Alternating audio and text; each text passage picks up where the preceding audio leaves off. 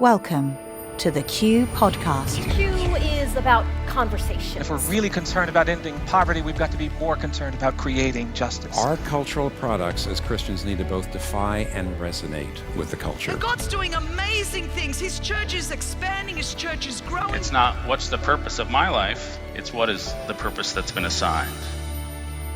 Stay curious, think well, advance good. This is Q.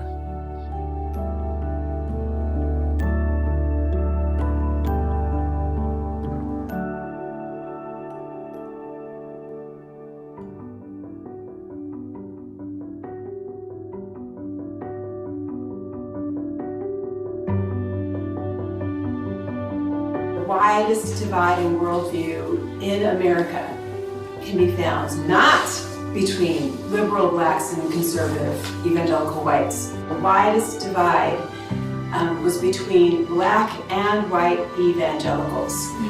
So the widest divide in the country, in the U.S., is in this room. Wow.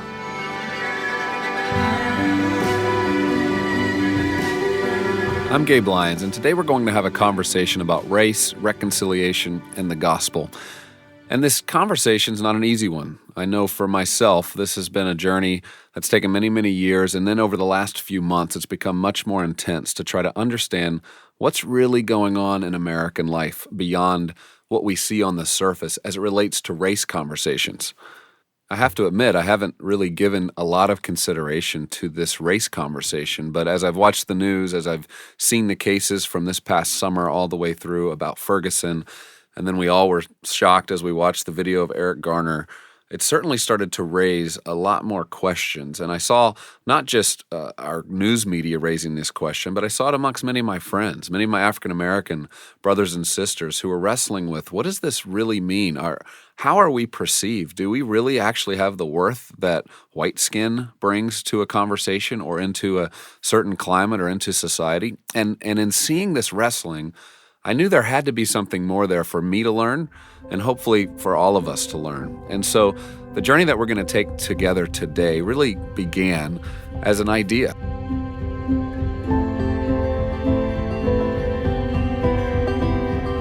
The way I tend to approach these topics and issues is to try to create conversation. And so I knew one way we could do that is just bring a bunch of friends together, people who knew one another, people who had histories together, and then some who maybe had never met before, but who were thoughtful, who were people who could engage, who could go beneath the surface of just what we're seeing on the news headlines and actually try to understand what was taking place underneath. I mean, what was it that caused riots to take place in Ferguson? Was it just about this particular case and the details of this case or this grand jury?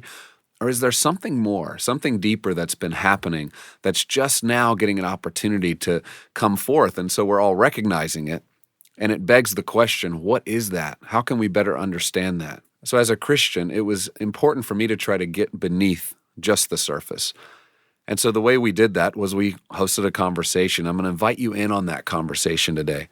You're going to sit at the table as we did for a whole conversation with 10 African-American Christian leaders and 10 white Christian leaders who came together to sit, to learn, and to try to understand.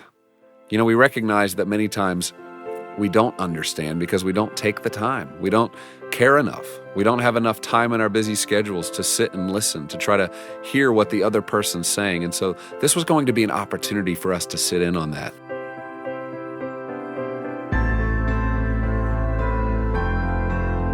We decided to host this conversation in Nashville, a city that had quite a connection to race and to misunderstanding and to conflict. You know, Tennessee's the place where the Ku Klux Klan was created and formed. And of course, the terror that they had created throughout the South is unmatched by anything we've seen throughout American history. In addition, Tennessee was a place where the governor was somebody who was very friendly to this conversation. The governor and his wife, Bill and Chrissy Haslam, Christians who've decided that they want to use their residence, their place, to have important conversation with a lot of gravity. And so they were gracious enough to let us use the Tennessee residence, as they call it, a place where they welcome all Tennesseans, but also a place where dignitaries have come and important conversations have taken place. I wasn't surprised to know that John F. Kennedy had been a part of conversations in these rooms, that President Reagan and Clinton, even Billy Graham has visited this residence and been a part of important conversations with spiritual consequences as well as understanding policy. And so it felt like this was the right place. This was a good place to have this conversation.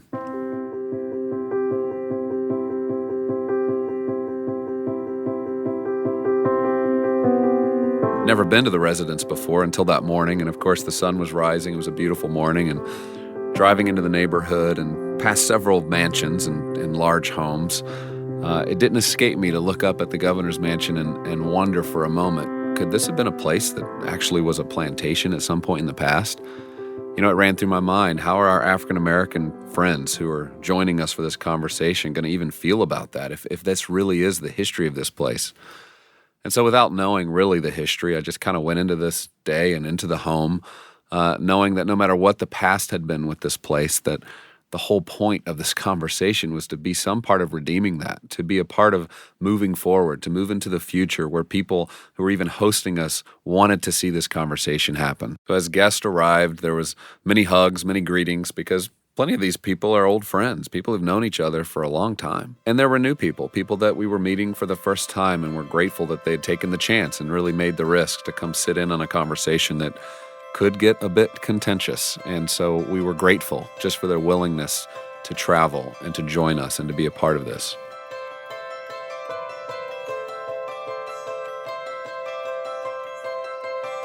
You know, as a white man, I don't know what I don't know.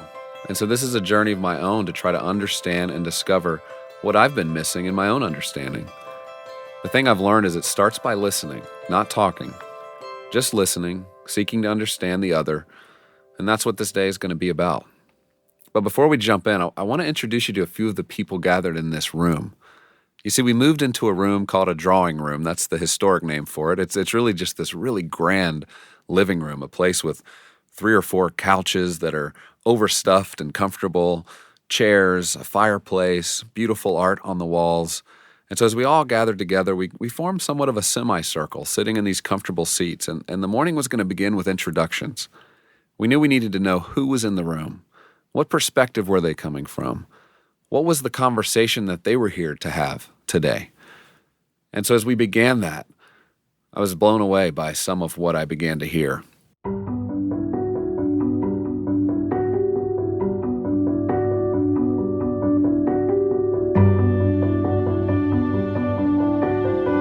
The first person I want to introduce you to is Carlos Whitaker.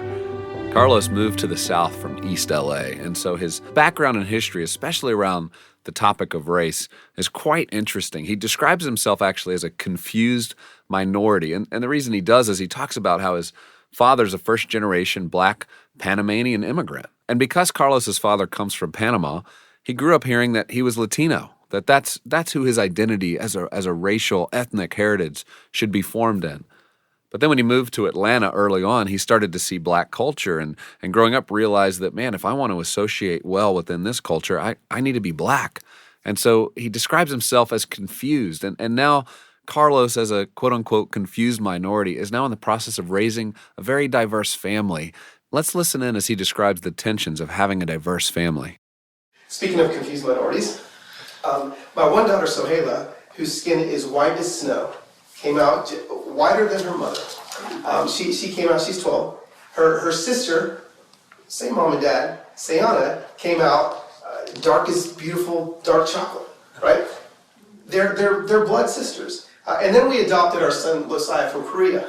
So when my wife goes to the grocery store, she literally says that the lady at the cash register looks at her like, you need to choose a man.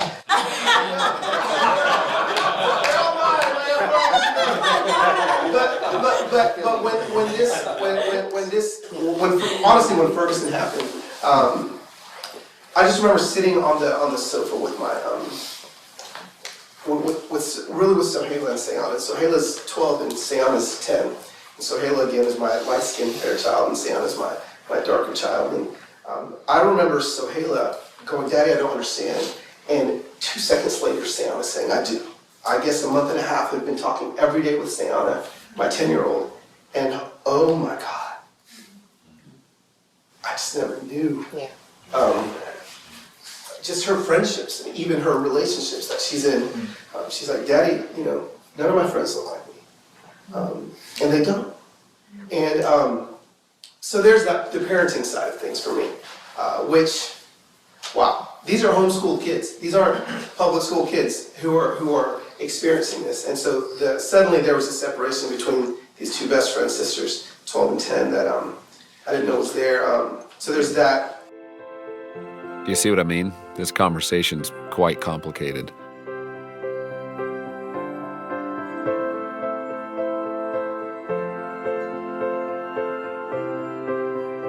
And then there's Patricia Jenkins Armstrong, an original freedom writer. Now, if you don't know what a freedom writer is, I understand, because I didn't myself. It was just 18 months ago that I even first really heard about a freedom writer and the role that they would have played in the civil rights movement. Now, Patricia is sitting with us today as an elder, somebody who was 18 years old in 1961 when she took her stand for justice. You see, the freedom riders were civil rights activists, and they rode interstate buses into the segregated South. You see, the Supreme Court had decided that segregated public buses were unconstitutional, but plenty of people and law enforcement didn't want to deal with that. And so it was going to take somebody who was bold, courageous, and brave to step into that situation, to decide to ride these buses into the South and risk their lives and risk a lot more than that. It was going to take people like Patricia to literally put at risk their life to stand for a cause that they believed in. And so hear her describe what took place when she got off the bus in Montgomery, Alabama at 18 years old. We got off the bus and a rush of people came out of the bus station, and the bus station had a flat roof and people were coming off the roof, and they had garden hose, they had bricks, they had bats, they had picks, everything you can think of that could be a weapon they had in their heads. And they were hollering, kill the niggas, kill the niggas, kill the niggas. I saw a lady with a baby, a young baby attached to her in the cradle-like front thing. And she had a bat in her hand. She had her baby out there with her. And all you could hear was, kill the niggas, kill the niggas. So we started to run for our lives. There were no policemen around at all. Later we found out that the police had told them they had 15 minutes to do whatever they wanted to do. It's still hard to hear these stories, to understand that real people went through this. This was America. This was just 50 years ago. And that there's consequences to that kind of action. There's consequences to people who've lived through that and generations who've gone before us and dealt with that.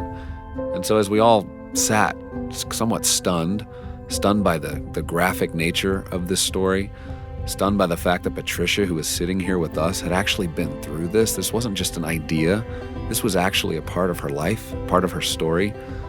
I think we were humbled. I think we all knew that, man, this conversation matters.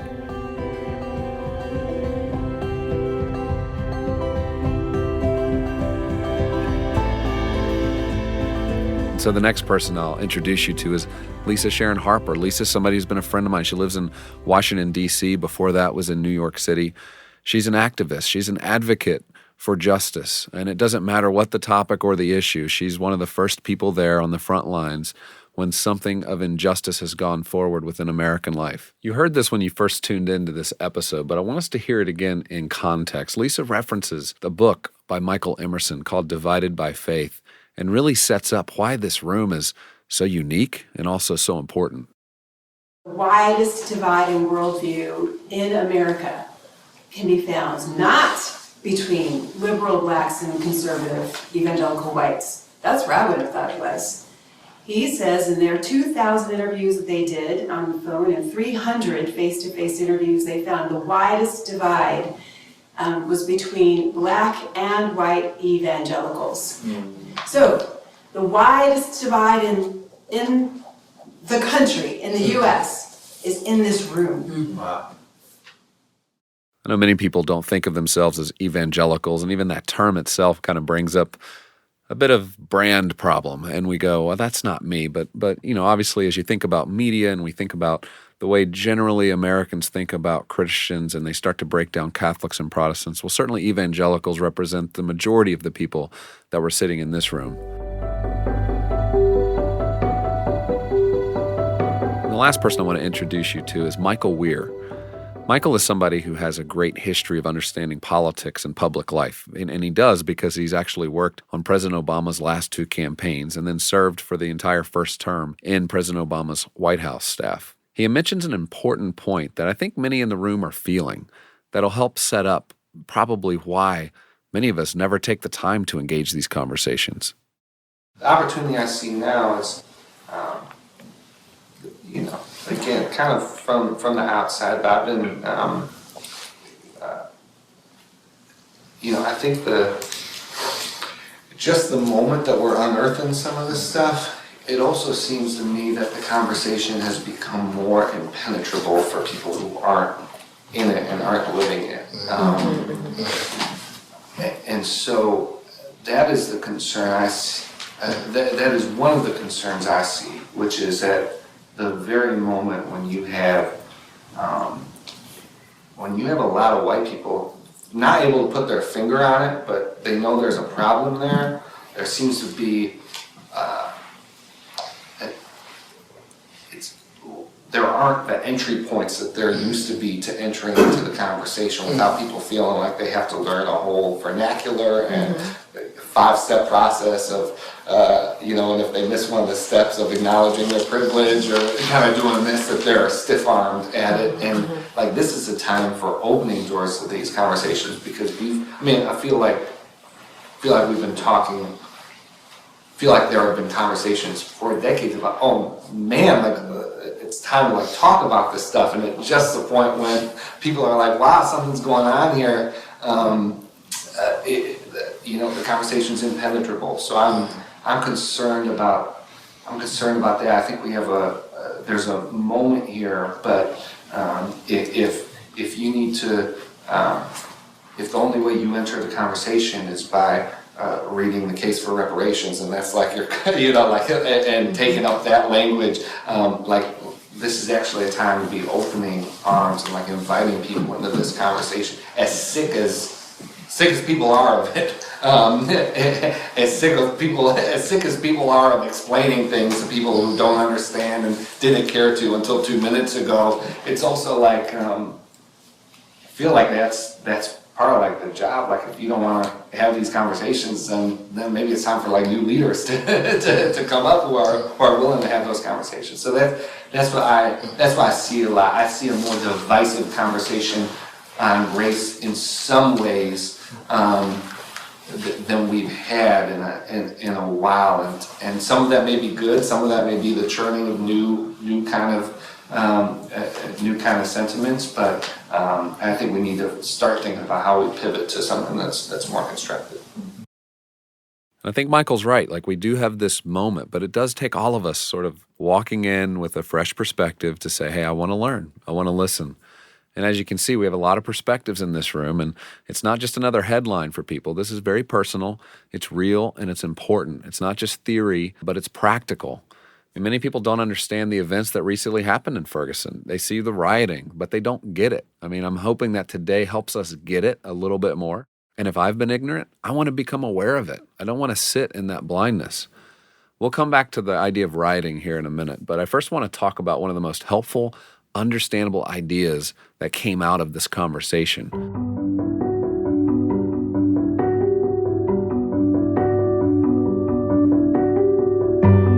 The first time I heard the concept implicit racial bias came from my friend David Bailey. David lives in Richmond. He's part of a community there called Arabon that works with producing music and creating all kinds of beautiful opportunities within the neighborhood and community in which he lives that helps bridge many of these kinds of divides we're talking about today.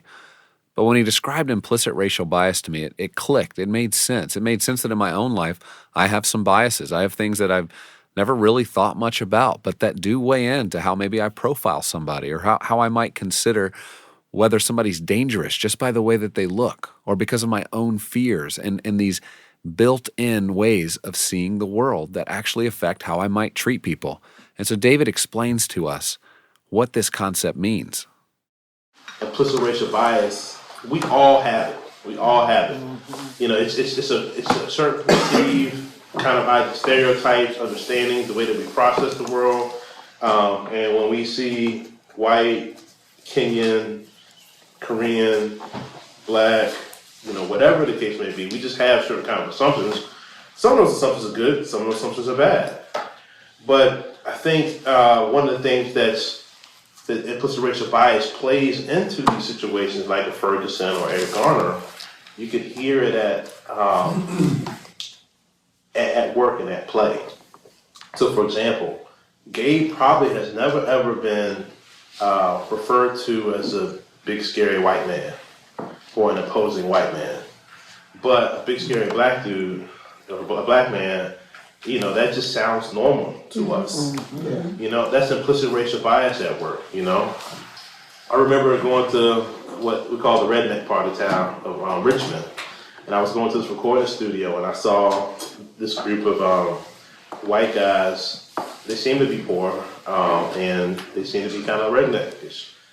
And I just got scared, to be honest. I mean, I just got scared. I kind of was like, man, still. But then the thought hit me. I was like, this is implicit racial bias happening right now. Like, if they were like poor black dudes in the black part of town, I just would have walked by them and wouldn't have been a thing. They didn't say anything to me. They probably weren't even thinking about me. But implicit racial bias was at work. Now, I need to be able to, one, be aware of that within myself. And I also need to be in a Christian community where I can confess that and work through that or ask questions and I can say, hey, Chris, is that really implicit racial bias at work? Or is that kind of me being kind of smart and trying to be safe? Or, you know, I'm having a hard time discerning that. Can you help me figure that out? And then, you know, it needs to be safe for Chris. If Chris says, man, Dave, you're a racist, you know, it's just going to like shut me down, you know. But I think we don't have language to deal with this. And we also don't have the expectation that we could do this type of confession within the Christian community. The concept of implicit racial bias. Now, hang with me. What we mean by that is pretty simple. It's not that it's explicit racism that's going on, that people are actively and with knowledge of them doing it are trying to be racist to others. I think many of our friends and most of us would say, no, that's not what we're doing. But this concept of implicit racial bias is a little bit deeper than that. It takes us behind what we would normally see on the surface to what's really going on underneath. And Greg Holder, who's with us, he's a pastor in the St. Louis area right near Ferguson. And he's somebody who, over the last few months, has been hosting conversations. He's brought people together, activists and leaders within that community, to try to find ways to do good activism, to do activism that's going to get the attention of the nation, but actually solve the problems within the local community. And so he's coming into this conversation very fresh off of many tough face-to-face conversations with leaders in his own areas. And he says this. Maybe it isn't racial hostility, but in fact it is racial indifference. And that is exactly what is happening. That is the language that I'm using with people. So many of these folks that I talk to are not hostile. They're not hostile to this. No matter where they land on it, they're indifferent. And we have to figure out how to speak in a way that brings people to the table.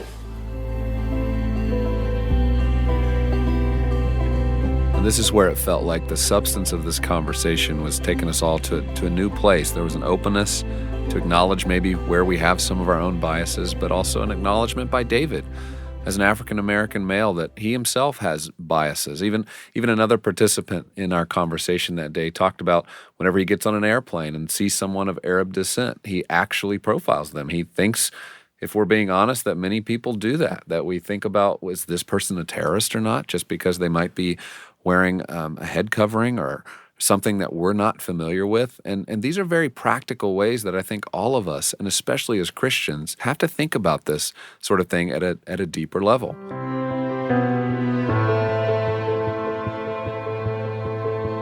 Another concept that I know I've heard in my history as a white male is that part of the goal for Christians is that we should be colorblind. I mean, have you heard that? The thought that being colorblind, where we just literally see everybody as the same and don't recognize that there's any kind of difference, that was the ultimate. That's what it meant to be a good Christian who didn't have any problems with racism. But it was interesting in this conversation today to hear a different perspective on that, to be told actually that that's not the best way to think about race. And so David continues to educate all of us about how we might think better about the subject of being colorblind. It's key to understand kind of two concepts on race. There's a civil rights understanding of race and there's a post-civil rights understanding of race. And the way I would categorize it, and this isn't 100% original to me, but I would categorize civil rights understanding of racism, meaning because of the color of your skin, there are certain things that you can and cannot do, and the presupposition of that is that white or lighter skinned people are better than darker skinned people. And obviously that goes against the image of God, biblical principles that we all affirm. But in a age of colorblindness, and this happens in a sense where we say like, hey, for white people feel like the best thing I could do is judge people the content of their character versus the color of their skin. And that really comes from a good place. It's a good motivation, and it really does come from a good place. But the challenge with colorblindness is that it does not have space for a different social narrative, and it doesn't have space for a different culture, like for different cultures. And so we are the same in value, but we are definitely different in culture, and we're also definitely different in and we're same also in other cultures. We see cultures both different and the same, and there's also different social narratives. Colorblindness really, I think that good intention but faulty practice really doesn't make room for us to share different social narratives and different cultural expressions, and it kind of puts white people on defensive because it's like, man, I don't want to be accused of being racist, by identifying difference. I think David's onto something. He's talking about some very simple things that are pretty nuanced, but that if we just think a little bit better about it, it actually will help us become more aware of how we can be a part of the solution here and not contribute to continued problems where we don't value the other, no matter what that difference is. So this was one of the big ideas that came from today, but there are two more.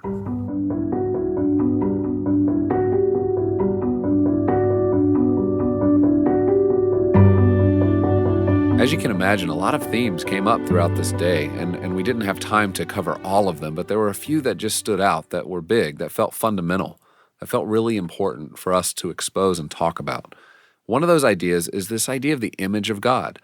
Now, this is a theological concept that some of you maybe have never thought much about. It comes out of the early writings in Genesis where every human being is made in the image of God, that we're made to actually image God, that we give witness to who God is by who we are. But when you apply that understanding theologically to this conversation, it actually gives it some gravity. It helps us understand that the way we view the other, the person that's different than us, the person that's not us, that it's critical that we see them as being made in the image of God. Now, this is a uniquely Christian responsibility that we have. You might not ask every other citizen to consider it with this amount of weightiness, but for Christians, we must. And so Lisa Sharon Harper, who you heard from earlier, sets us off in this direction with a comment, helping us understand the value and importance of the image of God idea. The image of God is the thing that actually makes someone human, because everything else in creation is not given the image of God. Right. And by image of God, it means a representative of God. And then in the same breath, the word image is connected to the word rada, dominion.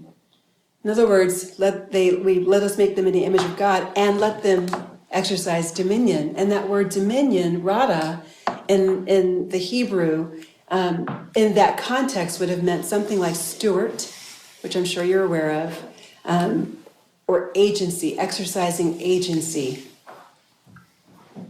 to steward the land. And the one and two things that will limit the capacity of human beings to exercise agency is poverty and oppression. Mm-hmm. So understanding the importance of the image of God in this conversation, I wanted to talk to somebody who I know has studied this quite a bit and could give us some great insight into it. That person's Bethany Wang. Bethany has served as the International Justice Mission's Director of Biblical Justice, and she's someone who's very committed in her whole life to justice and reconciliation. She's somebody who I've seen write about this concept and who understands it very well. And so I asked her to explain to us more about the responsibility we have as Christians to see others as being made in the image of God.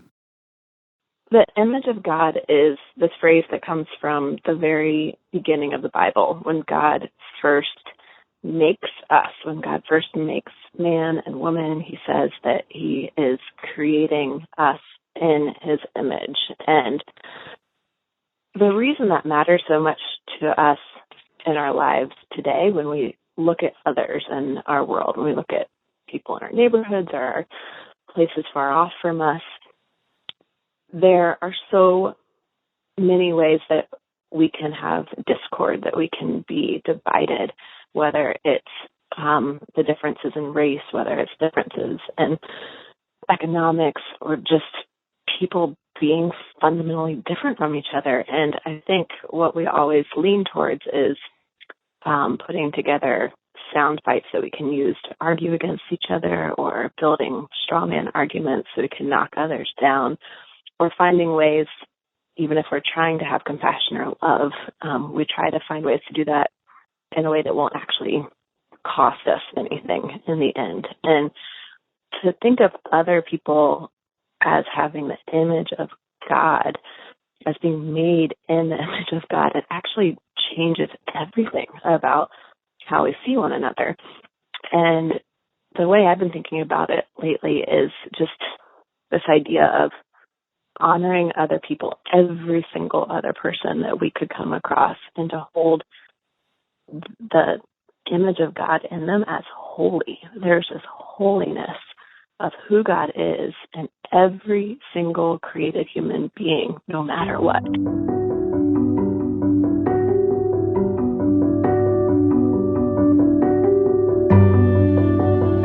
As you can imagine, with a conversation like this, there's the opportunity and potential to go in 100 different directions with how we talk about it. And so we try to do our best to bring up the three big ideas, the ones that we thought were really practical, ones we could each do, something you could take action on in your life today, this week, with friends. And so as we continue that, the third and final point that we want to raise specifically is the idea of the poverty of friendship. Now, this is a concept that I'd never heard before. And if you're like me, when you hear poverty, you immediately think of economics.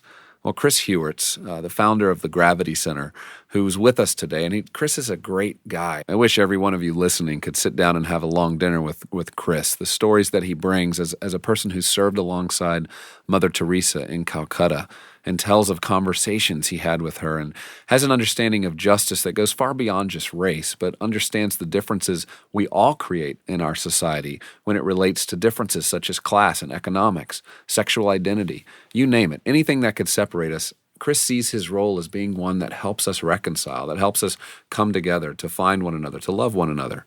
And so to have Chris with us in this conversation today was really helpful, it was valuable. It was like having an elder there who could help us think well about this topic. And the one idea that Chris has talked so much about, he's written about, that he brings up in this conversation is this concept of our friendships and the poverty that we have of friendships, and how that contributes to actually some of the problems that we're facing today.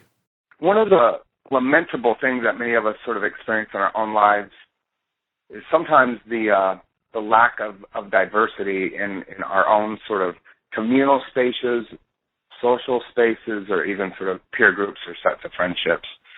And this is really, I think, illustrated in what is often referred to as the racialization or the racialized realities that we live in.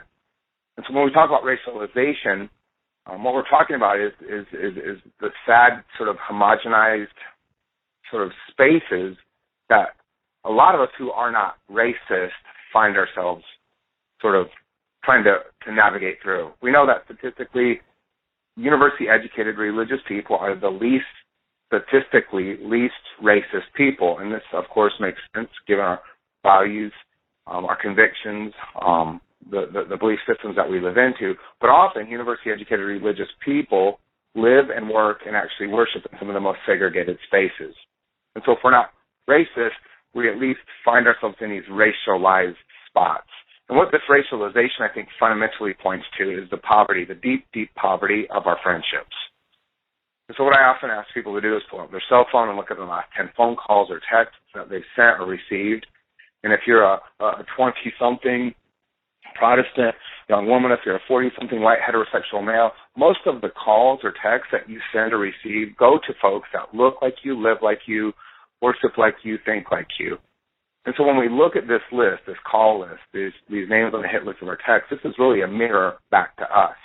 And what this points to, like I said, is this poverty of friendship, this lack of sort of textured diversity that I think a lot of us long for or realize is important for us to live into these notions of the real we. And I think what we miss when we're sort of stuck in these spaces is living into the possibility of what the gifts of friendships with the so-called unlikely others may be for us. And so not only do we have to sort of lament this and confess this, but I also think we have to dismantle this. And I think really the call is to dismantle the false centers that we project. Right, so I'm a white, heterosexual, 40-something American male who is often guilty of referring to my gay friend Danielle, my black friend Sharif, my Mexican friend Cecia. And what I always do is I use that one word that separates me from them and what's most different, or what I perceive to be most different about who they are. But I never talk about my white, straight Protestant friend Gabe. And what those terms, those qualifiers are, fortifies these false centers that keep us sort of stuck in this poverty. So one of the things that Mother Teresa used to tell us pretty frequently was that we need the poor more than the poor need us. And I think for a lot of us who wanted to build a better world, who gave ourselves to these vocations of hope, kept sort of wrestling with what does that mean? That we need the poor more than the poor need us. And I think in the confession of the poverty of our friendships, we live into that we need the so-called unlikely other who seems to be or may be the most different than who we experience ourselves as or identify ourselves to be, to sort of live into the fullness of who we are becoming together as this new we is birthed and ushered in and becomes really, I think, a tangible sign that the kingdom of God has come among us. Don't you just love Chris? I mean, the practicality of knowing I can look at my phone right now to try to determine the poverty of my friendship. And I must admit, it's embarrassing. It's the friendships and my own personal poverty in this area is deep. And so I'm thankful for new friends. I'm thankful for people who've been willing to invest in relationship with me so that I can grow, so that my worldview can grow and can expand and I can understand the other more. But I think for all of us, we have to consider that. We have to do an audit, really, of who are our closest relationships and why is it this way? And is this the way that it ought to be?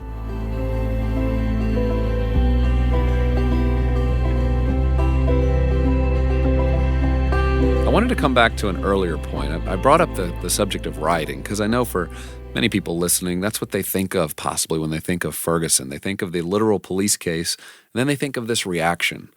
And they wonder, what's going on there? And I know personally, I've never understood this whole concept of rioting. It seemed to me like it's not quite the best way to gain sympathy or pull the heartstrings of those you want to engage in your cause.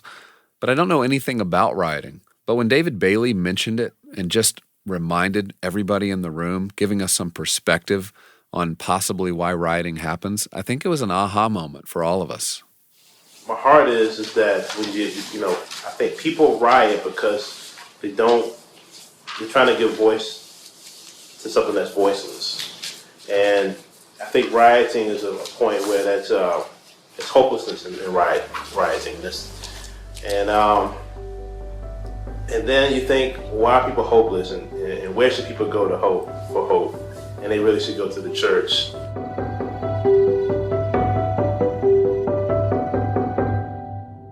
You You've heard a lot from this conversation. We've heard from many different voices. We've heard about three important concepts. One, taking account of our own implicit racial bias, and where does that show up? We heard about the image of God and the importance of grounding the way we see other people and understanding they're made in the image of God as well. And so that calls us to a higher responsibility as Christians. And then finally, we just heard from Chris Hewerts talking about diverse relationships and our poverty of friendship and the need to begin working on that and to be intentional about that. But finally, I want to conclude this by you getting to hear from Patricia. Remember Patricia Jenkins Armstrong, the freedom writer we heard from at the beginning of this? Well, she sat through this entire day of conversation. She weighed in. She gave us many good concepts, but she also just listened. She listened to the conversations we were having with one another around the room. She heard how we treated one another, the deference that was paid to one another, the respect given to hear from one another's perspectives. And it caught her off guard. I think it surprised her that this conversation was happening today in this place. And so as we concluded our time together, she reflected on the day and gave us thoughts that I think surprised all of us. Because I had begun to become not depressed, but apathetic. That it's going to happen, and nothing we can do about it. And I gave up. So when I even stopped watching the news. I stopped watching about Ferguson. I stopped watching about New York. Because one thing, it brought back a lot of memories. The second thing, I felt like none of us understood where this country was headed. I can leave here today and say that I have been blessed to be here. I feel like there is a hope for us. I feel like when I was thinking about coming here, one of the things that I was thinking about was change.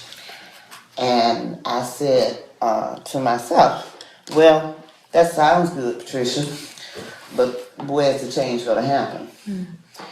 And if around this table here today, that each one of us can change one other person, that it's a beginning. It's the same beginning that happened during slavery time. It took one person to say, I'm going to make a difference.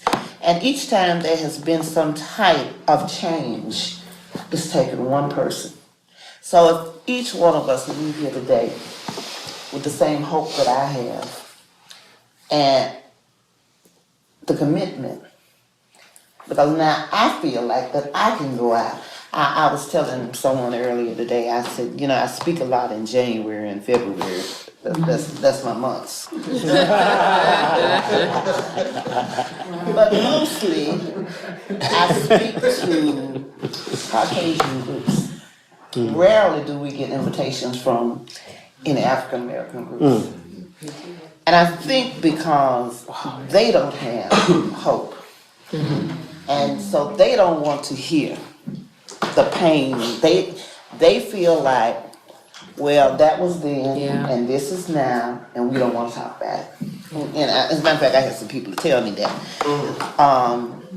But with a new awakening, I feel like that I can talk to some of the young people and maybe get them to understand that it's not over. And that we have an opportunity to make this world better. It might not happen before I leave this world, but it's going to be better. And history will look back and say, those were the people who knew it was going to happen. And those were the people that made one other person know. Thank you for listening in on this conversation. I know you've heard a lot of voices, a lot of different perspectives. We've talked about some pretty serious concepts, things that really deserve more attention, more conversation. And so the way to do that is to get together with a friend, talk to your spouse, talk to the community of people that you live life with, and start talking about these conversations. Try to figure out Where have you been a part of the problem? How can you start to change so that you can create that change, so that you can be one of those one people that Patricia talks about that can be a part of this solution as we move forward? Because if we just consume information and we just listen to education, but we don't do anything to change the way we're living our own life, then it's all for naught. So I'd encourage you as you move forward today to think better about this and to be a part of advancing good in your community.